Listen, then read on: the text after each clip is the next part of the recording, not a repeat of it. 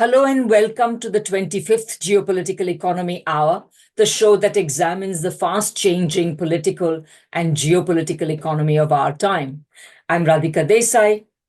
I'm Michael Hudson. And working behind the scenes to bring you our show every fortnight are our host, Ben Norton, our videographer, Paul Graham, and our transcriber, Zach Weiser. Today, we are going to take up where we left off last week on the subject of China's future. What is it to be? Economic decline, as frequently predicted by Western pundits, or is China going to be launching the next industrial revolution? And as last time, we have with us Professor Mick Dunford, Professor Emeritus of Geography at Sussex University, and now working at the Chinese Academy of Sciences.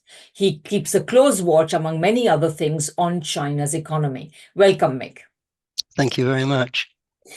As we pointed out last time, China's breakneck growth has not only aroused envy in the West, but also prompted the proliferation of doomsday predictions about China's economy. We are told that we are at peak China, that China can only go downhill from here, that China's property bubble is about to burst and throw China into a morass of Japanification and secular stagnation, that China has been stealing technology all these years, and the stolen technology has been powering the growth. And now that President Biden is going to make it impossible for them to do so, that China will stop growing, that China has a serious unemployment crisis, that President Xi's authoritarian leadership is stifling growth by stifling innovation and entrepreneurship.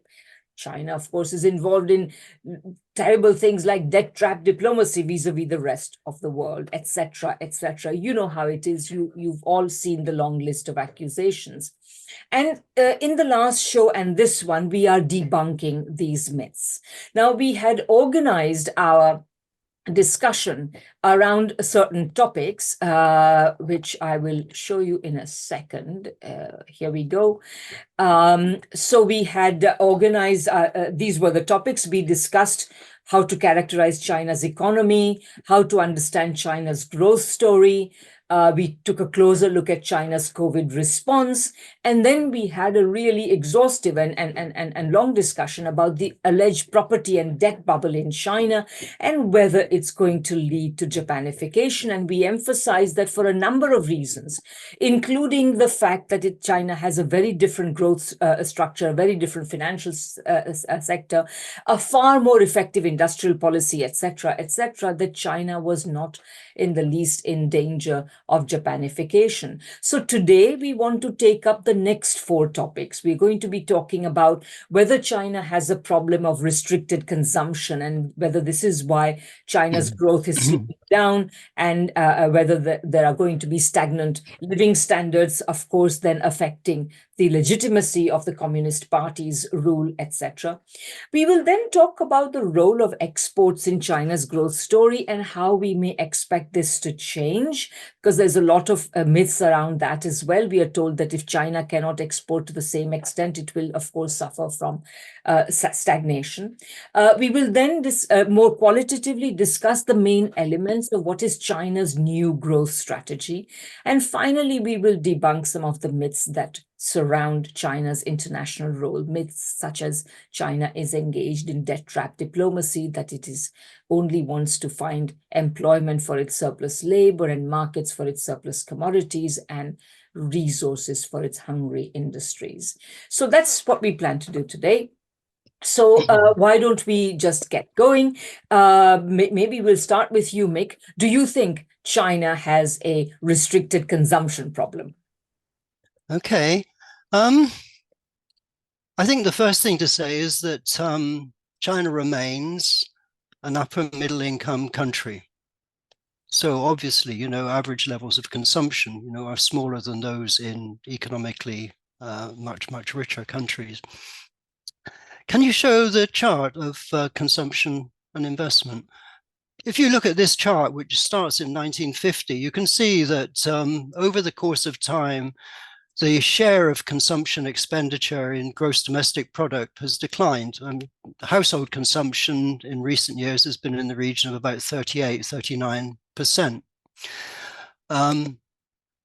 early on, consumption levels were much higher when the country was much, much poorer. And as the share of consumption declined, the share of investment increased, which we shall speak about in a little while. I mean, the chart also plots net exports, and you can see that net exports have declined somewhat in recent years. But this decline in the share of household consumption expenditure has occurred as GDP has increased at astonishing rates.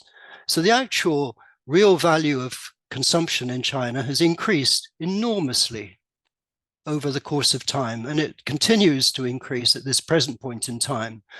So it's a country, well, it has 400 million people who are in middle income categories. And so partly because of that, it has an enormous market. But when people point about trends in consumption, I think it's quite important to think about the way in which China's recent poverty alleviation record has actually fundamentally transformed the consumption possibilities of very, very low income people. Can you show the chart, Radhika, please? Which one? Of the poverty areas. This one. Okay, this is a map of what are called contiguous destitute areas. So basically, 10, 15 years ago, almost all the poverty counties and all the poverty villages and most of the poverty households were actually concentrated in these largely mountainous rural areas. I won't point them all out, but you have the south of Xinjiang, you have virtually the whole of Tibet, you have Tibetan areas that are in 4 other provinces, you have the Wuling mountain area, almost all of them are mountain areas, Wuling mountain areas in 4 provinces. Now, in these places, there were 80 million people whose income was less than $1.96 per day. It's important to say, that rural Chinese people have important assets because they have contracted land on which they can grow food. They have what is called a JIGD on which they can build their own home, and they also grow their own food. So cash income is not the only criterion by which you should judge the welfare of people who live in rural areas, but their cash incomes were very low and often depended upon the fact that people from these areas would go to work as migrant workers in other parts of China. But, between 2013 and 2020, every single one of these people were lifted above the poverty line and often lifted well above it through, an extraordinary program of poverty alleviation. So this is one case where you saw massive increases in the consumption possibilities of the poorest people in China. So the idea, that China has a consumption problem, I find quite curious in the light of this extraordinary achievement. And the point is, this program has not ended, it continues. And so the whole aim is, to move, as they say, in the direction of common prosperity, which means continuing to lift the income of these people so that they ultimately join middle income groups. And as they do, and as they spend, then obviously consumption will increase quite significantly in the years ahead. And it's one of the reasons why China has an opportunity to continue to grow for quite a considerable period of time. That's exactly it. And I'd like to point to another dimension of this by showing you this chart. Western complaints that China has a restricted consumption problem, that really what China needs to do is to increase the incomes of increase the consumption of its people, is really, according to many people, according to many scholars, it's really a way for Western countries to retard China's growth. Because essentially, if you think about it, consumption plus investment is total GDP. So if you increase the share of consumption, you're going to decrease the share of investment. And what it will do becomes very clear from this chart. So in this chart, we're looking at investment or gross fixed capital formation for China, and then for the UK, US, Japan, and the world. So China is this red line here that you see. and the UK is this orange line, the United States is the blue line, and the world is this purple line. And what you see here is that basically, and the chart goes from about 1960 to 2022. So you can see that China has grown essentially by increasing the share of investment in its GDP. And the slow growing country, so Japan for a while, of course, had a fairly high, although China's share of investment to GDP today is higher than what Japan's was in the heyday of Japan's growth at close to 40%. In China's case, it is above 40%, reaching in some cases to 45%. But what you see in the case of Japan as well is that Japan's share of investment to GDP began declining, and declined particularly markedly in the early 1990s, and today it is kind of at the world average. It is higher than that in the United States and the UK, but it is at the world average. So these are essentially the slow growing parts of the world economy, and they are characterized by a low rate of investment, which, in the case of the US, it is actually under 20%. In the case of the UK, it's actually under 15%. And it's no wonder that these economies are ailing. And the reason is simple. Investment is absolutely critical to expanding production and also increasing productive efficiency. You always need investment. And so you increase productive efficiency, you increase productivity, and therefore you increase the capacity of people to increase their own material welfare. If you think about it in terms of what it means on the ground. So this is very, very important. And study after study has shown that in terms of many factors affect growth. But if there is one factor which is almost always emphasized as being critical for growth, you can't have growth without this, it is investment. So this idea that China is suffering from lack of investment is ludicrous. Yes, the share of consumption versus investment is lower, but that is not incompatible with increasing levels of material welfare, which indeed China has been experiencing in the recent past. Well, I think a part of this investment consists of housing, and the housing does not appear as part of consumption because that's a balance sheet relationship, ownership, but to the extent that this capital formation takes the form of housing, that actually is consumption. In the real world, if we look at consumption as how you're living in a house, and you include having a house of your own as a part of the consumption. So actually, there's a direct correlation, feedback, and almost identity between capital formation is consumption in the form of residential housing. Certainly. Mick, did you want to add anything? Well, the point is that if you invest, you employ people. The people who are employed receive wages. Those people will then use some of those wages in order to purchase goods and services. So investment actually also gets translated into increased consumption.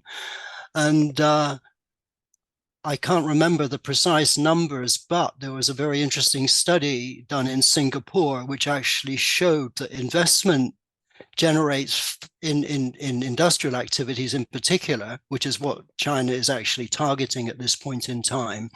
Investment in industrial activities generates far, far more jobs than does investment in services. I mean, if you simply try to fuel a consumption boom, then to some extent what you will fuel is a growth of services, which generally speaking are very low productivity and do not generate the jobs that you will ultimately generate if you go down an investment path.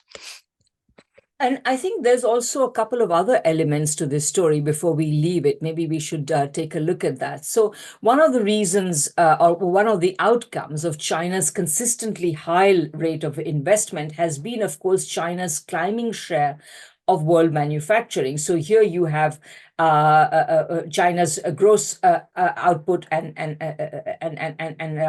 value added in manufacturing versus NAFTA's and the UK's. Mick, this is your chart, actually. Maybe you want to speak to this. Well, no, I mean, in a sense, it speaks for itself. I mean, it shows that China has actually come to account for an enormous share of industrial manufacturing value added. I mean, there are in the United Nations industrial classification, there are 500 categories. China has a presence in every single one of those categories, and it leads the world in about 40% of them. So it basically is the only country in the world that has a completely comprehensive industrial system. And that is very, very important, because that lays the foundations for industrial upgrading, because in a sense, it means that, I mean, obviously there are a few critical sectors where China has certain gaps at this point in time, but that means that China has this kind of comprehensive industrial system, which enables it, if you like, to generate a process of investment that will generate very strong growth internally within China. Indeed. In fact, what I'm reminded of as well in this case is the simple fact that China, as a result of these investments, has also acquired its technological lead. So there was a recent report published by ASPI, which is the Australian Strategic Policy Institute, normally a terribly anti-China outfit. But this, and they are basically just playing Cassandra, of course, for the West. But this report pointed out that China's global lead extends to 37 out of 44 technologies that ASPI is now tracking, that China is, and this covers important technological fields like defense, space, robotics, energy, environment, biotechnology, artificial intelligence, advanced materials, and quantum technology. So you can imagine that this idea that China should somehow decrease the proportion of its income it spends on investment and increase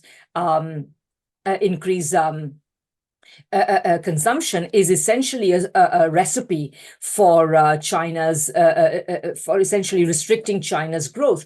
And then there are also a couple of other points I'd like to make, and this relates to exports, because of course exports is also part of the what would be exports plus investment plus consumption is total GDP. And so here we have China. It is true that between about the 1990s and the mid-2000s, I would say that China's exports as a share of China's GDP went from a low of about 10% in the mid-1980s to a peak of over 40% in the late 2000s. But since then, particularly since 2008, it has declined. And even though it has declined, China's growth rate remains substantially above the growth rate of most other advanced or other of the advanced countries.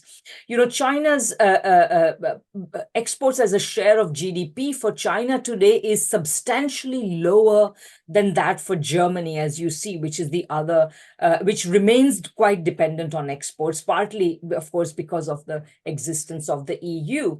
And here's another chart that is also quite interesting. Because this is kind of is a nice segue into talking about China's growth strategy as well.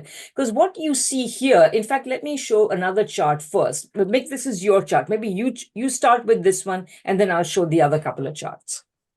Yes, well, I mean, this chart plots world GDP growth from the middle of the 1960s, and it also plots, well, actually from the early 1960s, and from the middle of the 1960s, it plots world export growth. And what it shows very, very clearly is that one can say certainly up to the North Atlantic financial crisis, the growth rate of world exports, this is real growth, considerably exceeded the rate of growth of world GDP. And that since then, the rate of growth of exports has slowed very, very significantly indeed, and generally speaking, only barely exceeds the rate of GDP growth. In the case of China, this change in the global situation obviously is one of the reasons for China's somewhat slower growth, although, as we've insisted, China's rate of growth is still consistent with its long-term objectives in relation to increasing GDP by and GDP per head by 2035. China's exports grew at something like 18.1% per year up until the financial crisis over a period of nearly 30 years. That's quite astonishing. Then with the financial crisis, they dropped to 9.4%. And then since 2013, it's grown at 5.7%. So obviously Chinese exports are growing much less quickly. Because exports are growing less quickly, of course, you know, many of the private sector firms that were export oriented have been reluctant to invest. And if they go to a bank asking for credit, it obviously is going to be more difficult to get credit unless they actually have a strategy which is clearly designed to upgrade and move up the value chain. So China's export, in a sense, now contribute less. And that's one of the reasons why China is undergoing this current process of structural change. This is a process of structural change that, as I've said, is amongst other things designed to significantly upgrade existing industries, not to abandon them, you know, basically to use new technologies in order to upgrade and improve the quality of these industries so that they continue to play an important role. Although at the same time, you know, because of the growth that we spoke about earlier in the size of China's domestic market, the domestic market, as we shall probably explain in more detail later, is going to be a significant focus of future growth. Yeah, this is probably going to continue. The interesting thing is to look at Germany, which was at the very top of the chart. We know that Germany's exports are not going to increase because of the Ukraine sanctions against Russia, and also because of China's creation of its own automobile industry. And it's not importing BMWs. BMW has moved its production to China.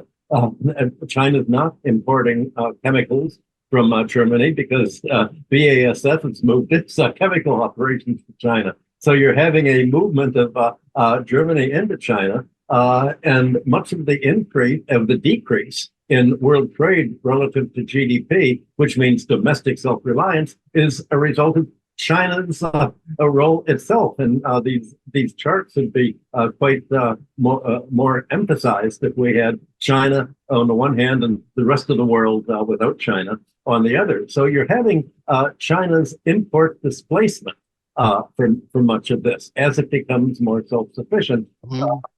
And this is sort of a model not only for China but for the whole Belt and Road Initiative that it's trying to put together to make them independent of the U.S. and NATO countries, because the U.S. and NATO countries have already said, we don't want more trade with China. You're having the World Trade Organization really coming to an end. In today's Wall Street Journal, for instance, there's accusations that we've got to ban all Chinese exports because Brazil has brought an anti-dumping rule against China. Anti-dumping means the government is supporting development. Well, of course the government's supporting development. Anti-dumping, you'd have to ban all American exports, especially agricultural exports, all Chinese exports. This is simply a legal means by the U.S.-controlled international diplomacy to isolate China. But of course, the result is that it's isolating the NATO countries from what's becoming the whole Chinese sphere that is going to be independent in itself. And if you would do, say, the Eurasian sphere versus U.S. NATO, you'll have a very interesting contrast there. Very little, less and less trade between the world majority and the U.S. NATO. But much more domestic trade, which will not appear as trade at all because it's domestic. You know, absolutely. And I just wanted to share this chart once more and say, just make a couple of points about this. You know, this whole, what you're looking at here is a quantitative story, but there is also a qualitative story hidden there. And Michael, you just referred to it, which is that, you know, there is this peak of exports was really a peak, generally speaking, of trade among on the one hand, the US and Western countries, and on the other hand, China. And to a lesser extent, some of the other BRICS, but that was the main story. Now, after this dip, if and when world trade recovers, it will have a very different structure in which China will remain central to the story. But increasingly, the other China's trade partners will be a rather different set of countries, precisely because, this dip, the dip of export of goods and services, okay, it's gone up a little bit here, but quite frankly, if Biden's strategy, foreign policy continues along its present path, which is causing conflict, expanding sanctions, etc., and proliferating conflicts across a range of theaters, this is only going to essentially isolate the West and take it out of, as Michael, you were saying, out of the trading relationships of the world. And so on. So this is the qualitative change that we are looking at. And I think, and that's one thing. The second thing is, of course, that as far as the consumption story is concerned, actually, a good part of what China does not export, as Mick was saying, actually becomes part of the internal consumption of China. And as you'll see in a minute, China's new growth strategy directly involves the expansion of the consumption in quantitative terms, not in proportional terms, but in absolute quantities, the expansion of the consumption of the Chinese people. Because remember, at the time of 2008, when China's economy was delivered this short, sharp trade shock, China's economy this giant economy turned on a dime. It said, okay, if we cannot have access to those export markets, first of all, we are going to engage in a massive investment drive. And so the next 2 or 3 years, China engaged in a massive investment drive. And then as that came to an end,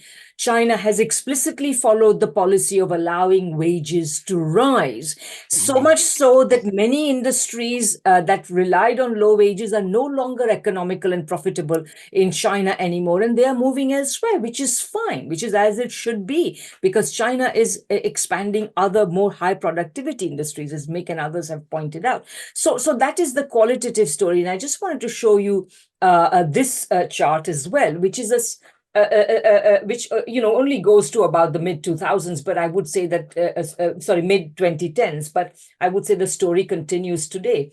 What you see here is this red line shows China. Gross exports as the share of gross output, or GDP, from 1995 to 2017. And you see that this is the developing countries excluding China, and this is China. So first of all, compared to other developing countries, China's reliance on exports was considerably lower. And then what you also see is that it has actually been going down. That is to say, China's growth is the market stimulus for China's growth is increasingly coming from China's own economy.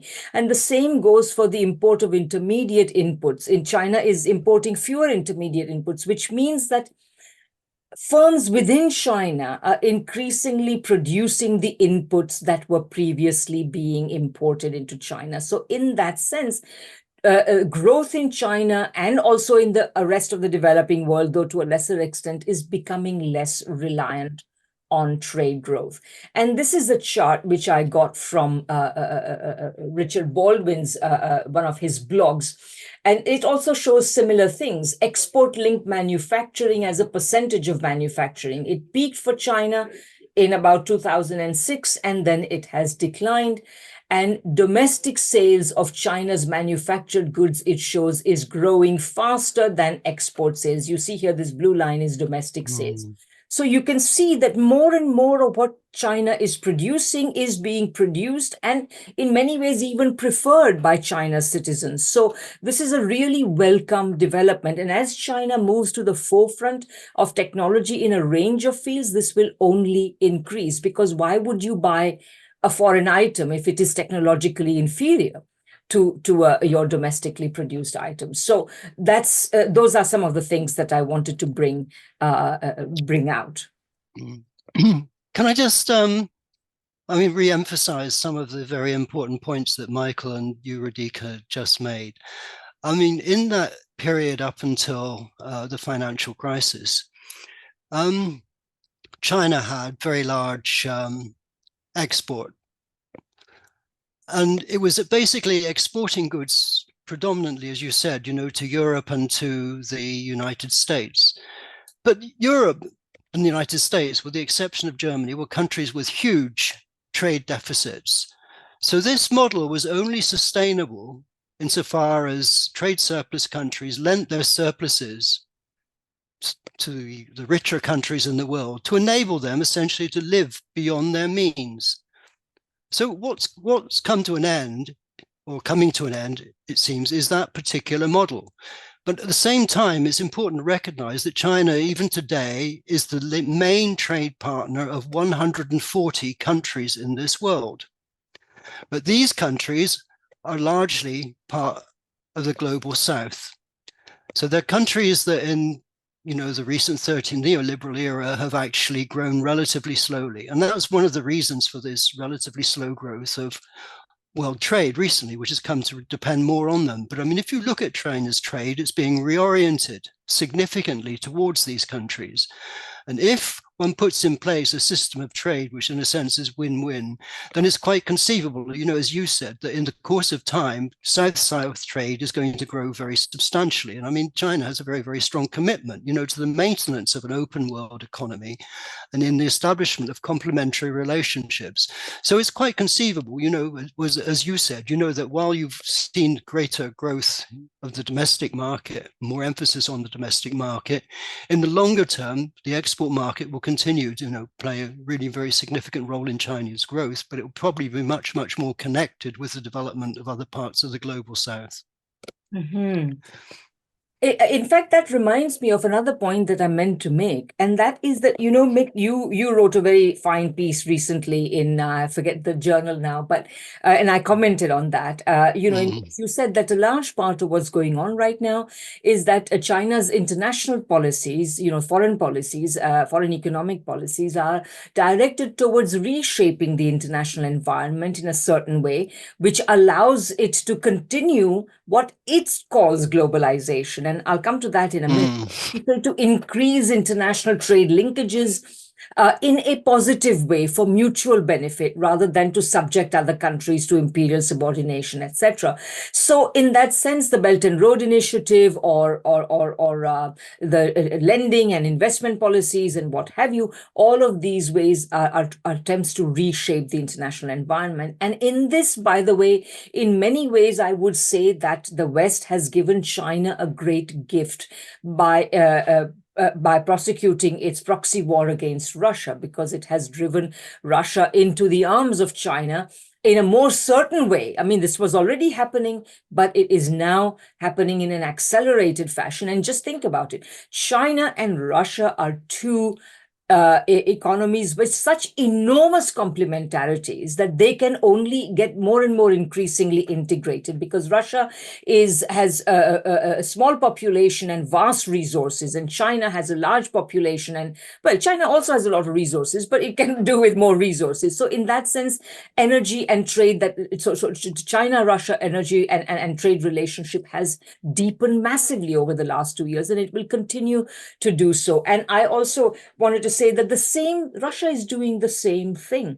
Russia, just yesterday, we had an International Manifesto Group webinar with key foreign policy experts from Russia talking about a new report entitled Russia in the World Majority, or Russia's Policy Towards the World Majority, in which they point out that Russia is engaged in a massive reorientation of its foreign economic and political policies precisely in order to reshape the international environment in a way that is conducive to their growth. And in both of these cases, unless the West really changes tack in a major way, it's going to get left out. And this formation of the international environment is going to reorient the world economy with China as its motor, Russia following along, and the rest of the world majority countries as well. You put your finger on the key, Radhika. I think President Biden and before him Donald Trump have done a great service to the whole world. They've said countries have to be more self-sufficient for themselves. You can't depend on the United States because we may do things to hurt you. You've got to be self-sufficient. And I know that you're neoliberal, you want trade, but we're going to help you be more self-sufficient by imposing sanctions to really force you to defend yourself and to create the independence, because we know that you'll be much better off. being self-sufficient. And that altruistic sacrifice of U.S. trade and the U.S. economy to help China and Russia, I think they deserve the Peace Prize. Quite right. Exactly. The inadvertent Peace Prize. Okay, so I think we've dealt with the whole issue of restricted consumption, stagnant living standards, investment, etc., and also the matter of exports and the role of exports in China's growth story. So now perhaps we can talk about China's new growth strategy. And Mick, we know that you've been doing a lot of work on this. So perhaps you can start us off by talking about what you take to be China's growth strategy.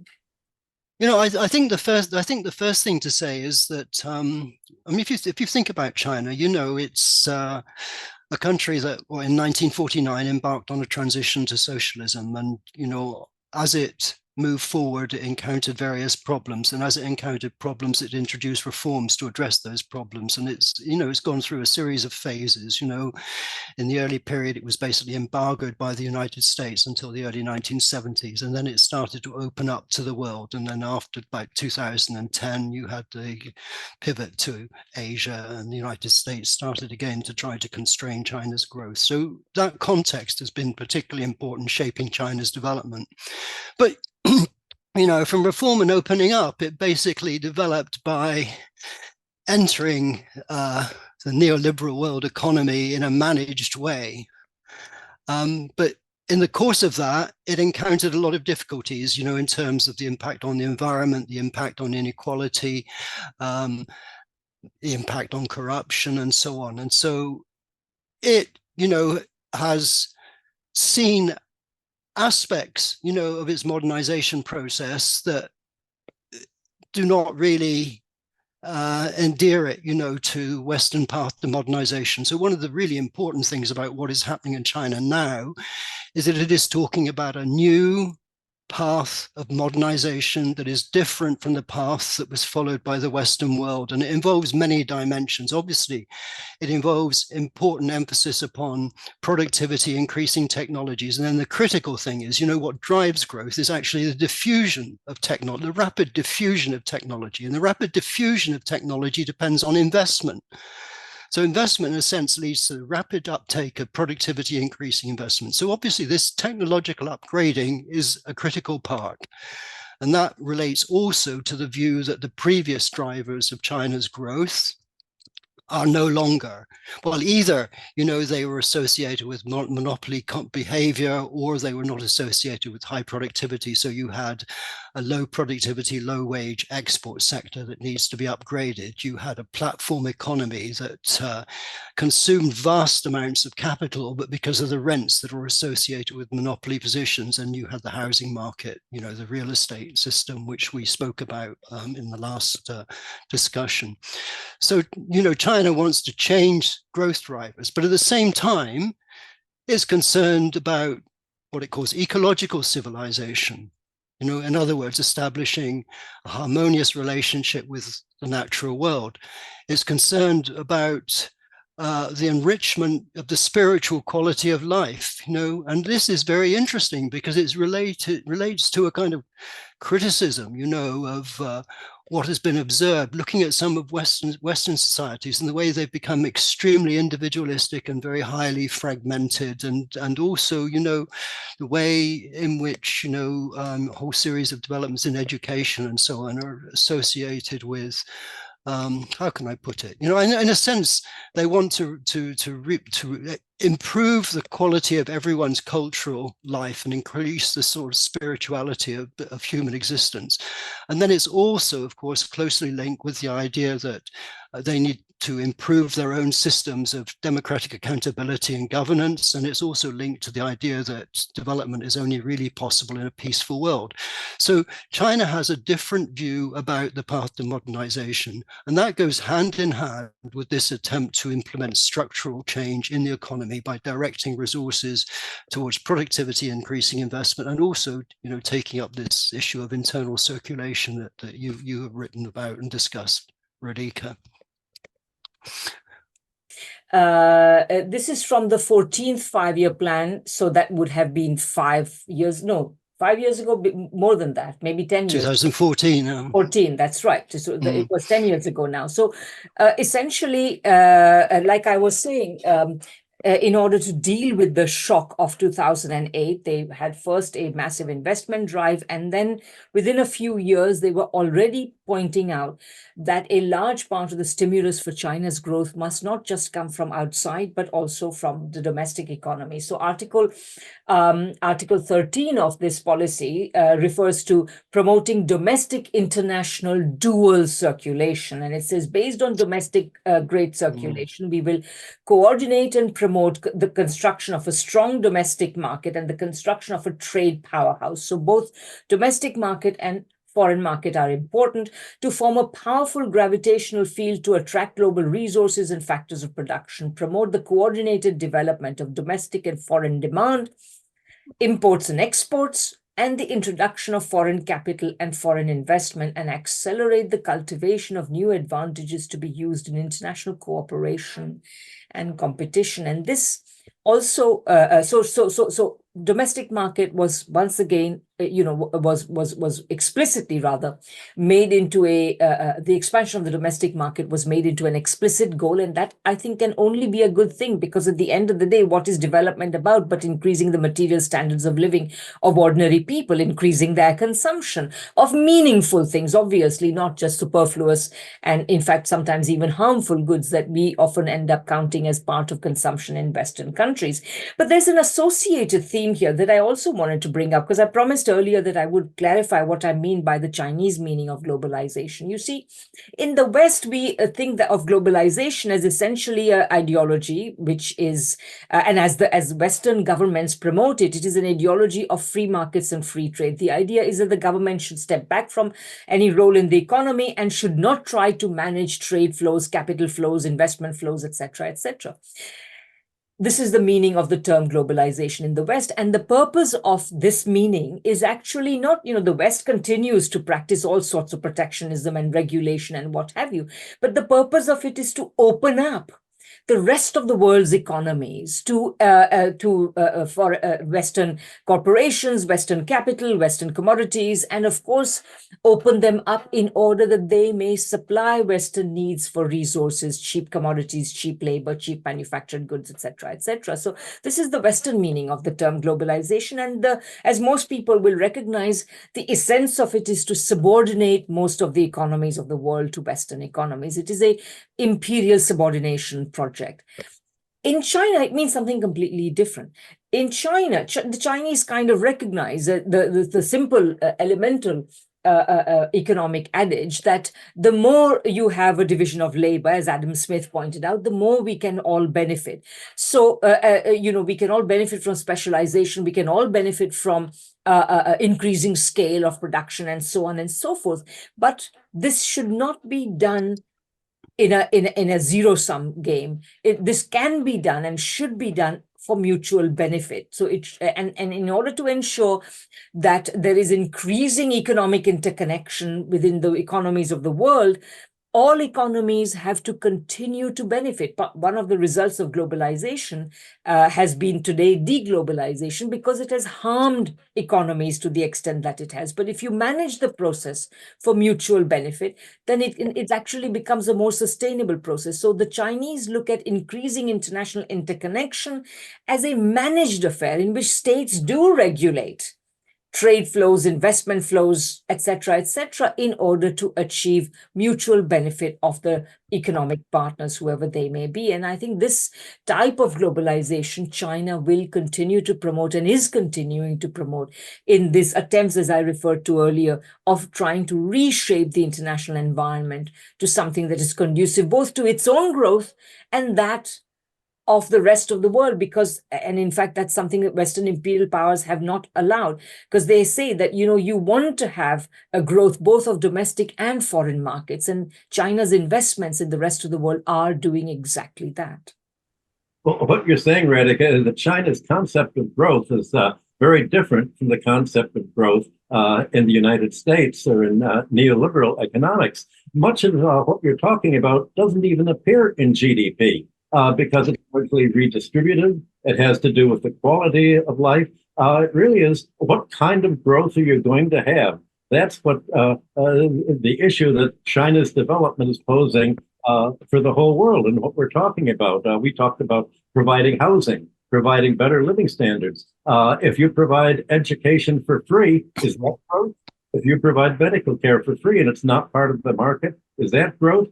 In the West, they say, what is part of the market, especially excluding government? And China looks at the whole economy and says, no, we're looking at growth of the whole society as an organism. And we're talking about transformation. Transformation and redistribution is much more important than growth. And that's not measured by GDP. But you pointed out the qualitative aspect of what the West views simply as quantitative changes. Exactly. Yeah. Did you want to add anything, Mick? Well, if I just come back in relation to what you said about China's view of globalization, China sometimes describes itself as socialism with Chinese characteristics. And Chinese characteristics are actually very important in many ways. I mean, Chinese thought is obviously a synthesis of Marxism, but also with earlier Chinese traditions. And it's very interesting. If you look at Chinese ideas about international relations, the core concept is harmony. I mean, actually, it's one of the core concepts in Chinese thought, the idea of harmony and living in harmonious relationships with others, which means understanding the kind of internal dynamic of others and then working with them, to develop their potentialities, rather than imposing, the Western model is that you sort of imprint, your model on something, where instead of looking at their own internal capabilities and helping them move in a positive direction. So some of the core concepts, in Chinese international relations are things like guanxi, or relationality, or gongshan, which means symbiosis, or tianxia, all under heaven. And that leads to these ideas that the way you help yourself is actually by helping others. So by helping others, you actually help yourself. So it leads to a quite different view about the way in which the relations between countries should be organized, the principles governing the relations between countries. It's obviously very difficult to act in this way if there's a bully in the room, which at present there is. But I mean, even in the face of that bully, you can see that China tries to hold its principles as far as it possibly can. So I think that is quite important. I mean, that's associated with, if you like, a mutually supportive approach to working with other countries and trying to find complementarities, and that grows out of a different tradition of thought, that is rather different from the Western tradition. And that's also why China speaks about a rather distinctive and different how can I put it, path to modernization. And that's why they come up with these initiatives, like this global civilization initiative, or this global indivisible security, although it was Russia, that before the start of the conflict in Ukraine insisted on this issue of indivisible security in relation to European security. And then this global development initiative. So, it's important that we start to look at the existence of other traditions of thought in the world and start to understand the variety and multiplicity, of human civilization, and the way in which those civilizations can work together and cooperate in a different kind of global order from the one that's prevailed, over the last 500 years, when the Western world basically seized on Song Dynasty innovations to embark on a process of colonialism and conquest. Quite right. I just wanted to pick up on one, a very deep point actually emerges from what you were saying, because, you were emphasizing harmony. And I think that, of course, the Chinese value harmony, and the West can say, well, we value harmony as well, except that in the West, from the earliest beginnings of capitalism, there has been an extremely odd conception of harmony, which is supposed to spontaneously arise from the workings of the market, right? And in that sense, and even though actually spontaneously capitalism, market society, whatever you want to call it, has actually produced a lot of conflict, the ideological commitment to the market has always meant, and therefore to markets, private property, profits, all these things, has always meant that no matter how much evidence piles up, that market relations are producing conflict. Unregulated market relations are producing conflict, both domestic conflict and international conflict. The West sticks ideologically to this notion that, you are going to have harmony out of markets, whereas the Chinese conception realizes that harmony is a value and you have to work to produce harmony. You have to do it through deliberate actions of both households and businesses and as well as governments. So harmony is not spontaneous. It is something that is consciously aimed for and produced. And that is the difference. I think that increasingly, as China plays a leading role and its demonstration effect, how it manages its economy, how it manages its international relations, its demonstration effect will underline the truth that harmony is something that is desirable, but if we are to get it, we must work for it. We must build it through deliberate actions. So I think this is a very, very important thing. And in this sense, the Chinese are extremely pragmatic. They will do whatever works. Whereas I think in this context, the West is appearing more and more ideological in its commitment to this weird ideology that somehow markets produce spontaneous harmony. So maybe now that we've talked about China's growth strategy, and this is a very perfect segue into talking about China's foreign policy, particularly the accusations that are made against China of creating debt trap diplomacy. I mean, and by the way, I should say that we are going to talk about a lot of things, but people who are curious about China's foreign economic policy and accusations that China only wants to export its labor, that China only wants to grab the world's resources, etc., and is engaged in debt trap diplomacy, we will be discussing that in particular. But please also go to the Johns Hopkins University's China-Africa Research Initiative website that has exceedingly valuable statistics and reports and blogs about this matter. But Mick, I'm going to show the chart that you wanted to discuss. So we'll start off the discussion with this chart. So go ahead. Okay. Yeah, I mean, I think, the first thing I want to say is, if you look what China does is it basically builds, high-speed rail, ports, power plants, factories, roads, constructs social infrastructure, and it's established certain or cooperated in the establishment of certain financial institutions, that do lend to the developing world. This chart actually plots Chinese credit, so it's the debt of the rest of the world, the developing world, to China. And the chart on the left simply indicates the way in which debt owed to China has, of course, increased over the course of time as a result of Chinese development assistance and China's lending, especially to parts of the global south. What I want to emphasize, however, is what the chart on the right shows. So the one on the right records the share of gross national income of total debt, I should say, of total debt.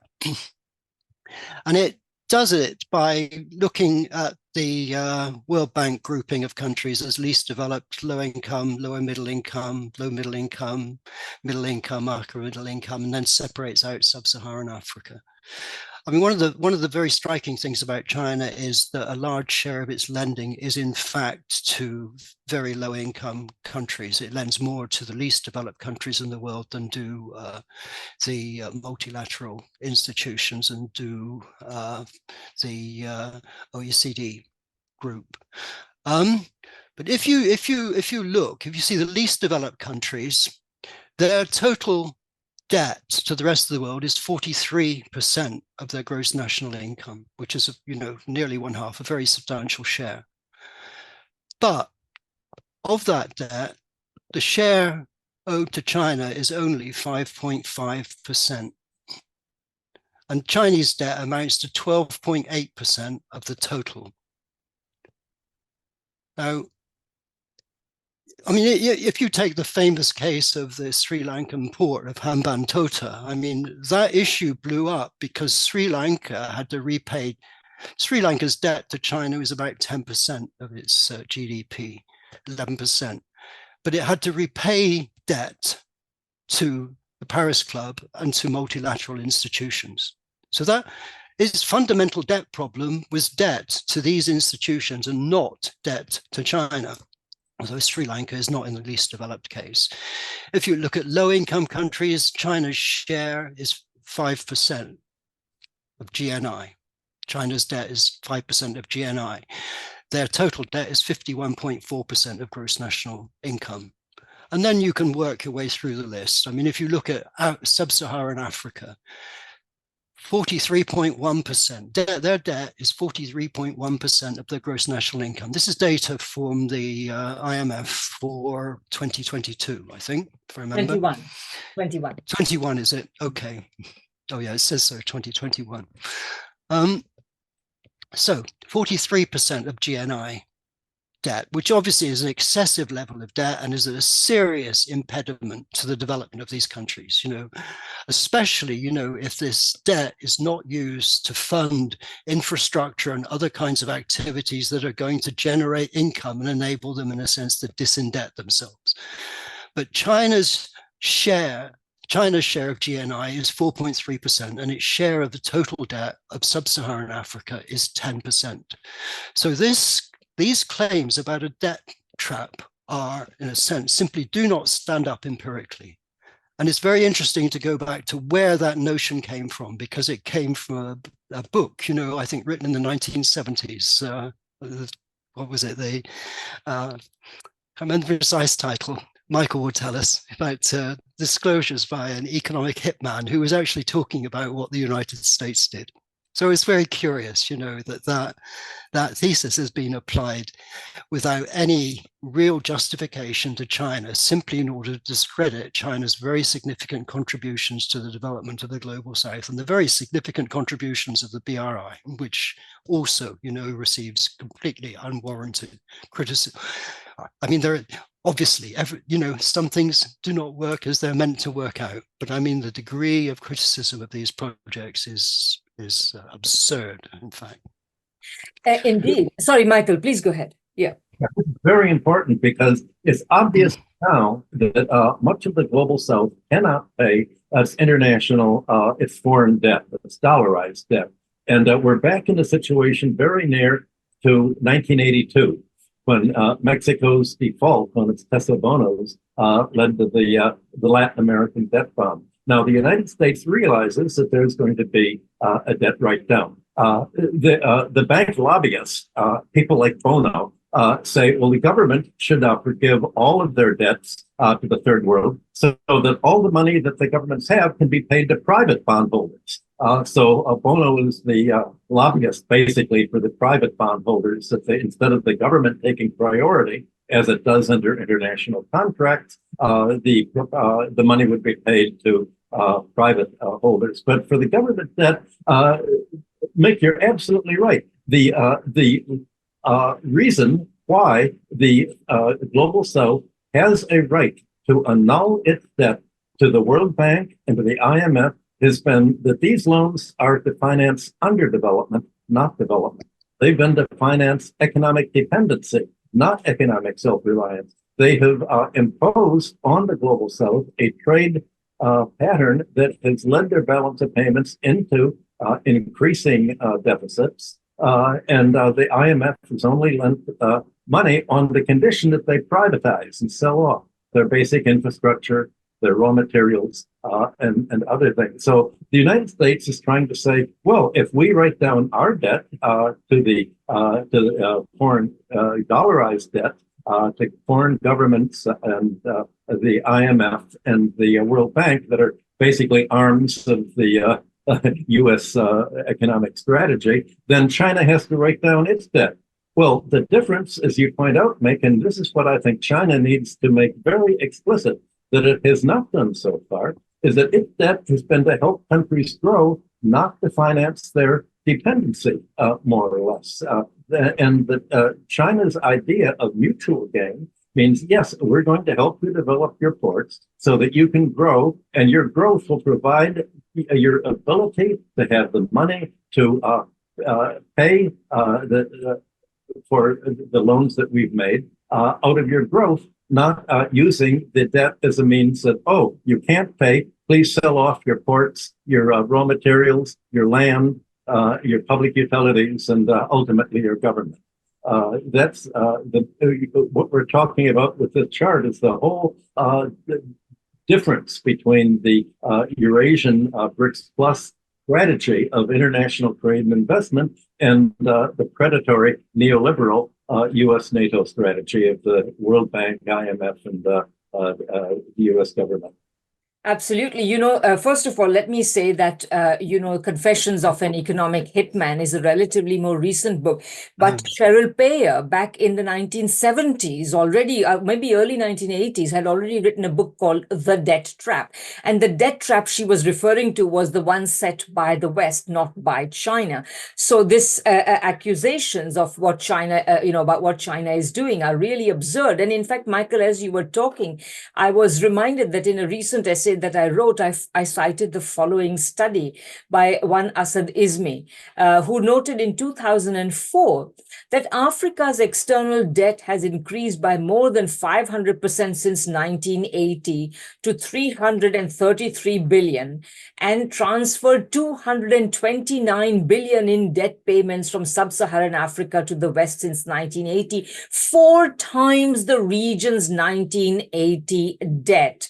In the past decade alone, African countries have paid their debt 3 times over, yet they are 3 times as indebted as 10 years ago. So talk about debt trap diplomacy. This is what the West is doing to the poorest countries in the world. He's talking only about Africa.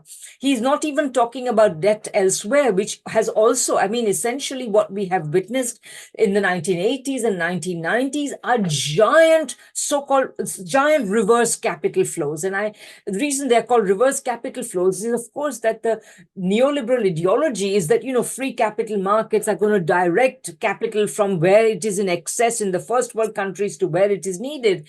But in fact, money and capital are moving from those parts of the world where they are needed to those parts of the world where they are already in surfeit. So that's one point I wanted to make. The second point I wanted to make is that, this in the current phase, it was actually an Indian academic who really is part of India's aggression towards China that started using the term debt trap diplomacy vis-a-vis China. A guy called Brahma Chelani, who is one of the anti-China hawks in India. And finally, I just want to say that the discourse of the accusations of debt trap diplomacy are actually part of a complex footwork on the part of the West, because as you showed in your chart, in fact, let me just go back to that. The chart that we were discussing. What you can see here is that bulk of the debt in this right-hand side chart here, bulk of the debt that you are looking at is actually owed to not to China, but to the rest of the world, of which, of course, the Western countries are the leading creditors. And Western private lenders are also among the leading lenders, because what has happened in the recent past is that Western financial institutions, essentially given the stagnant character of their own economies, have been looking for returns elsewhere. And one of the ways in which they have been getting these returns is by charging exorbitant interest rates to third world countries to lend to them to buy their bonds, essentially, which are issued in dollars or other international currencies. So in third world countries are in debt distress. As Michael pointed out, we are close to a 1982 type position. This is going to require complex negotiations. But these negotiations, unlike back in the 1980s, will now involve an outsider, namely China. China's debt rescheduling practices are actually tremendously liberal. China has gone to the table and given both debt forgiveness and generous reschedulings and so on, without the kind of extortion that we are just looking at. But the West does not want to do that. And what better way of dealing with this issue of having to include China in their negotiations and China's very different lending practices than to accuse China of what they are doing all along. So that is really the real story. So, so that's about debt trap diplomacy. And any other, I think we should probably wind down because we're definitely over an hour by now. So, any final comments on any aspect of this, but particularly China's foreign economic policy? No, I just think that what you just said, Radhika, is extremely powerful. But I think, if you combine it with an analysis of the data, then I mean, it is quite clear, that these claims about debt trap are, in a sense, trying to distract attention from the real source of the issue, and to some extent, stand in the way of a solution. Yeah, and also because this time around the private sector is very heavily involved, and they are basically trying to, instead of dealing with the fact that the private sector has been lending irresponsibly and in a predatory fashion, they'd rather talk about China. This is basically it. So yes, I think, they're trying to put moral pressure on China, because if they can put moral pressure on China to get China to basically deal with the debt problems of these countries in order to reschedule their debt and so on, enables them to be repaid in full. I mean, this is a classic example, of this kind of win-lose, view of the world that predominates in the Western world. On that note, I think we should probably wind this discussion to a close. So please, we have just been talking about, we're just completing the second part of a two-part series on China's future, China's economic future, whether it is going to decline, as the Western world and Western pundits love to say, or whether it is in the process of engineering the next industrial revolution. So please watch both episodes. Please share widely. And thanks again to Mick and to all of you for listening. And look forward to seeing you again in a fortnight or so. Bye-bye. Bye. Thank you, Radhika. Thank you, Michael.